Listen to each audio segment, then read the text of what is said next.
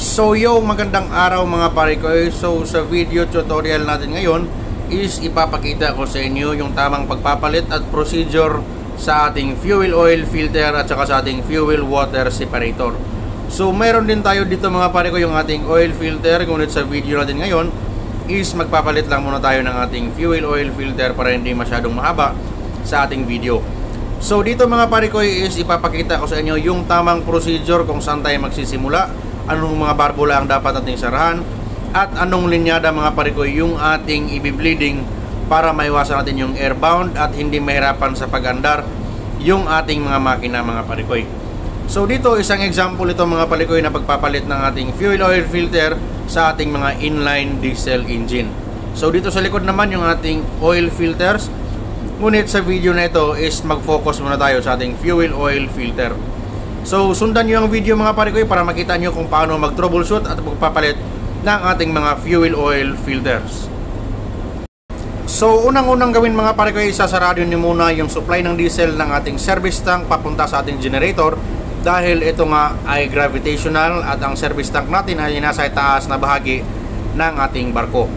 So ngayon naman mga pare ko, bubuksan na natin yung flooring ng ating filter na nakailalim mga pare ko sa kanyang flooring. So ito na nga mga pare ko yung ating fuel water separator. So dito mga pare ko, napakadali lang ang kanyang pagpapalit. Basic na basic lang mga pare ko, kahit sino pwedeng gawin to at kahit hindi na kayo magtawag ng mga maintenance. So dito mayroon tayong drain plug mga pare ko. So ayan siya, at saka ilalim naman niya yung mga pare ko yung kanyang banjo bolt na nagkakabit at nagsisilbi na ring daluyan or supply ng kanyang fuel. So gagawin natin mga pare ko, i-drain natin muna dito yung ating fuel water separator na filter. So ayan, mapapansin nyo mga pare ko, mahina yung kanyang daloy dahil nga walang hangin na kakapasok dito. So ibig sabihin may isang diskarte tayo dito para mas mapabilis ang kanyang pag-drain.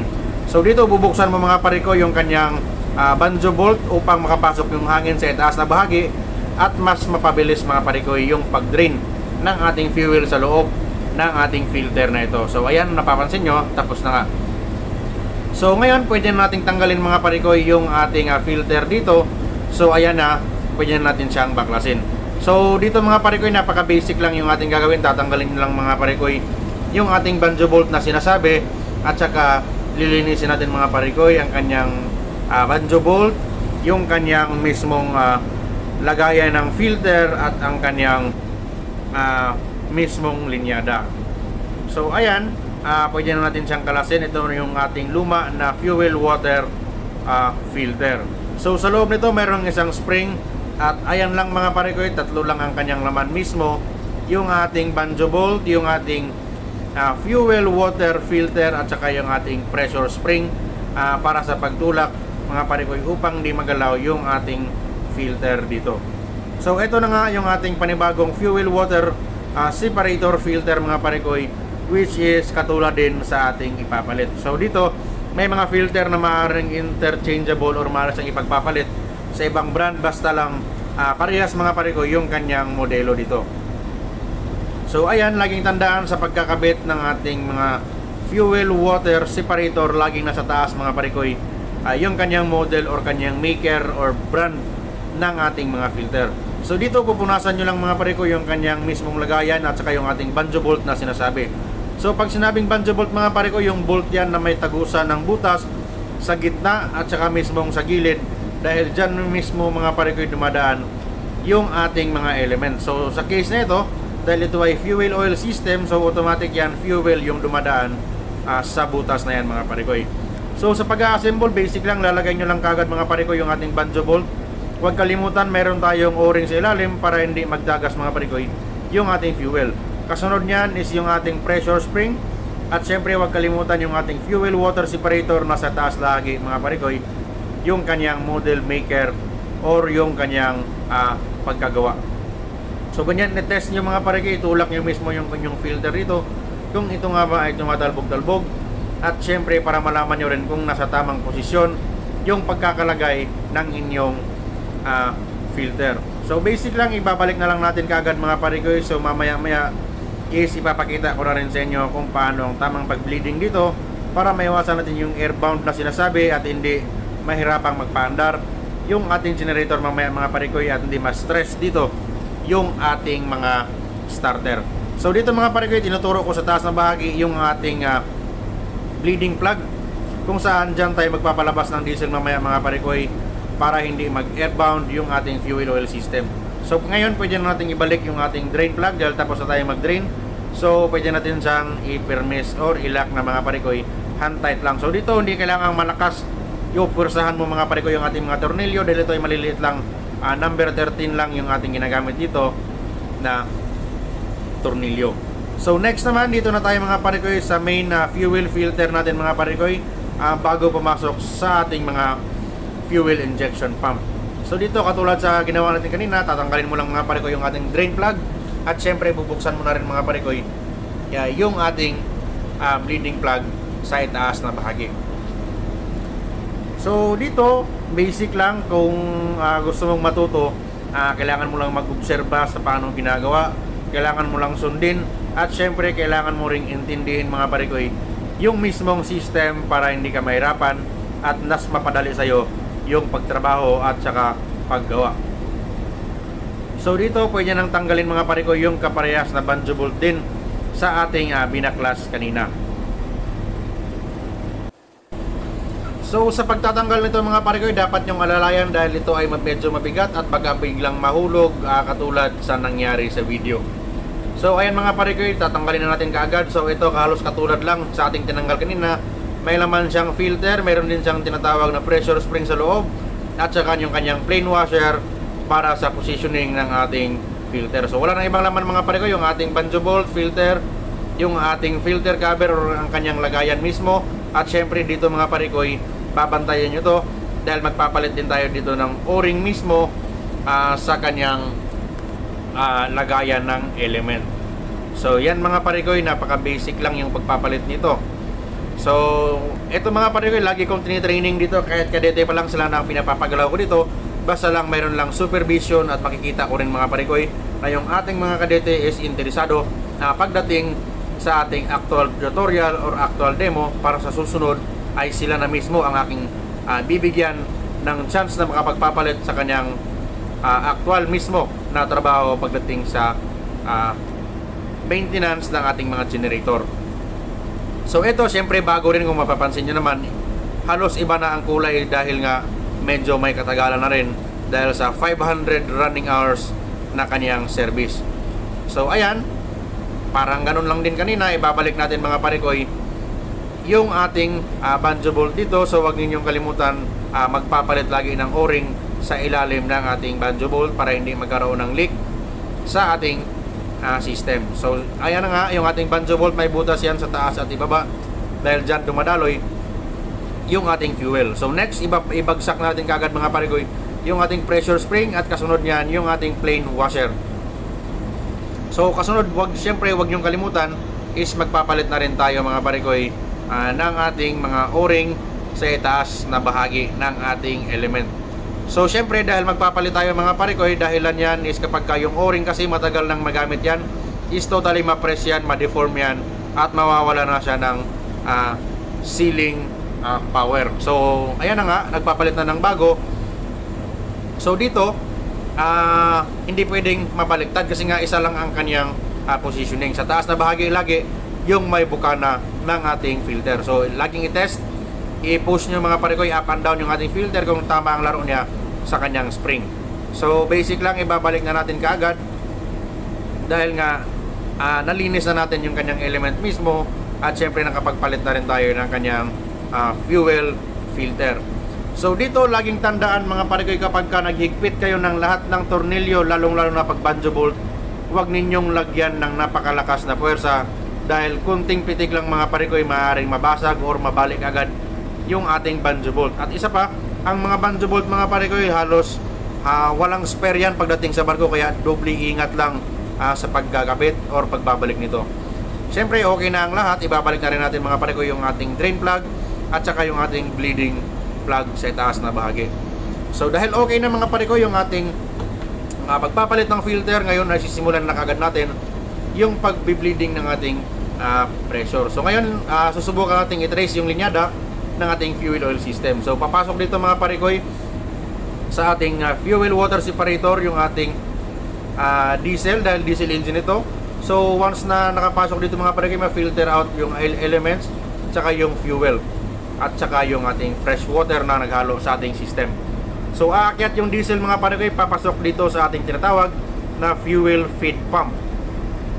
So sa fuel feed pump mga parikoy, ang kanyang trabaho naman is magbomba ng diesel papasok sa ating mga fuel oil filter. So once nakapasok na, na-filter na sa ating filters, is pwede na siyang pumasok ngayon mga parikoy sa loob ng ating fuel injection pump. So sa fuel injection pump, nakapakataas ng pressure, yung sobrang pressure niyan is ibabalik pa rin niya sa linyada ng ating fuel oil system. So ganyan lang ang working principle ng ating fuel oil system sa ating inline marine diesel engine. So same din sa makina sa lupa. So ayan mga parikoy, nabuksan na yung ating barbula sa service tank. So kapag binuksan mo nito yung ating bleeding plug sa ating separator, is automatic lalabas yan yung ating mga fuel. So dapat ganun kalakas yung pressure mga parikoy, halos pumipiswit siya para maiwasan ninyo yung pagkakaroon ng airbound sa loob ng ating system. So ganung sitwasyon mga parikoy, confirm na natin yon na wala ng hangin sa loob ng system paakyat dito sa ating feed pump. So dito mga parikoy, normally paakyat sa ating feed pump is normally meron pa yung kaunting hangin. So ang gagawin natin mga parikoy, dahil nag-drain tayo kanina ng fuel, ibig sabihin halos wala nang lamang fuel yung ating linyada dito. So ang ating gagawin, bubuksan nyo dito mga parikoy yung ating fuel feed pump, yung aking binobomba dyan, dahil ang bomba na yan ang magtutulak ng diesel paakyat dito sa ating fuel oil filter, at saka syempre siya na rin yung magbobomba papasok ng diesel patulak sa ating fuel injection pump.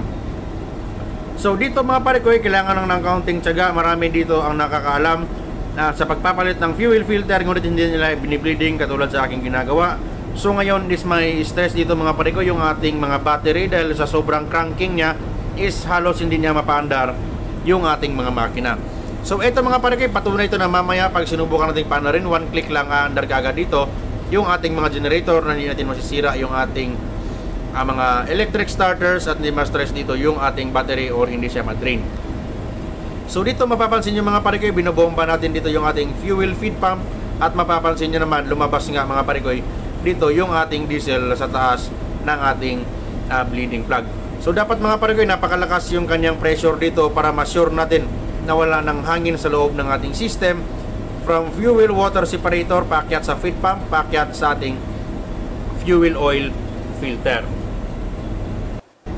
So dito sa sitwasyon na ito mga parikoy, confirm na natin na may diesel na papasok sa ating valve, papasok sa ating fuel water separator, paakyat sa ating fuel feed pump, at saka papasok sa ating fuel oil filter.